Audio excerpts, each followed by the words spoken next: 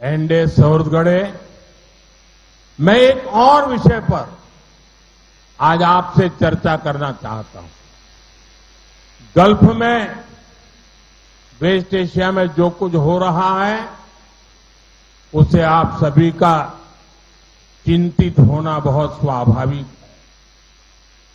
हमारे लाखों भाई बहन वहां काम करते हैं, लेकिन साथियों, आपको याद रखना है, आज देश में बीजेपी एनडीए की सरकार है।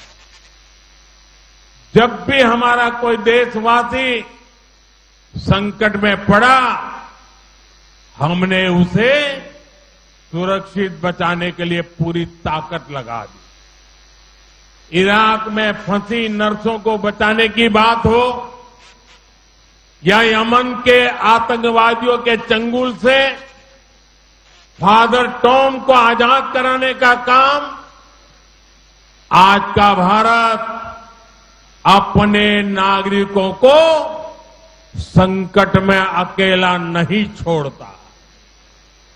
फादर एलेक्सिस प्रेम कुमार को भी हम अफगानिस्तान से सुरक्षित वापस लाए। आज भी हमारा प्रयास है कि युद्ध के हालत में फंसे भारतीयों को सुरक्षा मिले, हर संभव सुविधा मिले। പ്രിയപ്പെട്ടവരെ, മറ്റൊരു വിഷയം കൂടി നിങ്ങളോട് ചർച്ച ചെയ്യാൻ ഞാനിപ്പോൾ ആഗ്രഹിക്കുകയാണ്. അത് നമ്മുടെ പ്രവാസി സഹോദരങ്ങളെ കുറിച്ചാണ്.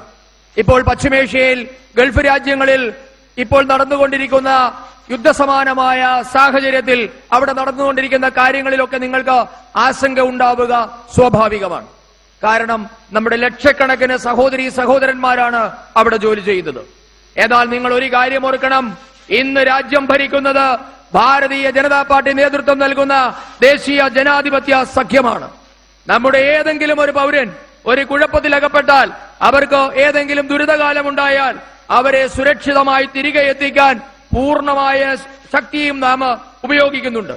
അത് ഇറാഖിൽ അകപ്പെട്ട നഴ്സുമാരെ രക്ഷിക്കുന്ന കാര്യത്തിലായാലും, യമനിൽ തീവ്രവാദിയുടെ പിടിയിൽ നിന്ന് ഫാദർ ടോം ഉഴുന്നാലിനെ മോചിപ്പിക്കുന്ന കാര്യത്തിലായാലും, ഭാരതത്തിന്റെ ഒരു പൗരനെയും അവരുടെ കഷ്ടകാലത്ത് ഉപേക്ഷിക്കുന്ന ഭാരതമല്ല എന്നുള്ളത്. താലിബാൻ ഭീകരരുടെ തടവിലായിരുന്ന ഫാദർ അലക്സിസ് പ്രേംകുമാറിനെ നാം സുരക്ഷിതമായി തിരികെ എത്തിച്ചിട്ടുണ്ട്. ഇപ്പോൾ നാം പ്രയത്നിക്കുന്നത് ഈ യുദ്ധകാലത്ത് പശ്ചിമേഷ്യയിൽ ദുരിതമനുഭവിക്കുന്ന ഭാരതീയർക്ക് സാധ്യമായ എല്ലാ സുരക്ഷയും നൽകുക എന്നതാണ് ഇപ്പോൾ നാം ചെയ്തുകൊണ്ടിരിക്കുന്നത്.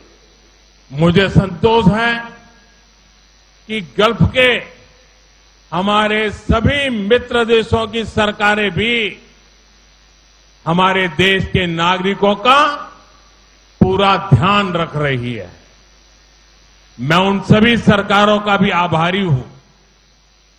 वहां हर देश पे जो हमारी एम्बेसीज है, हमारे मिशन है, वे 24/7 उनकी मदद कर रहे हैं।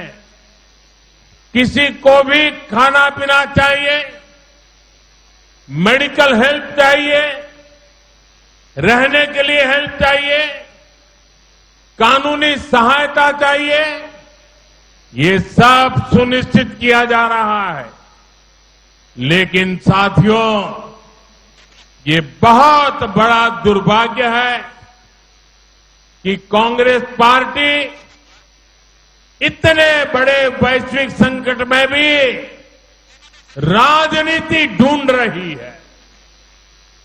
कांग्रेस पार्टी जानबूझकर उकसाने वाले बयान दे रही है, गैर जिम्मेवार बयान दे रही है, ताकि स्थितियां बिगड़ जाएं, हमारे लोग वहां संकट में फंस जाएं और फिर ये लोग मिलकर मोदी को गालियां देने का, रील बनाने का अभियान शुरू कर सके। यही उनका खेल है। പ്രിയപ്പെട്ടവരെ,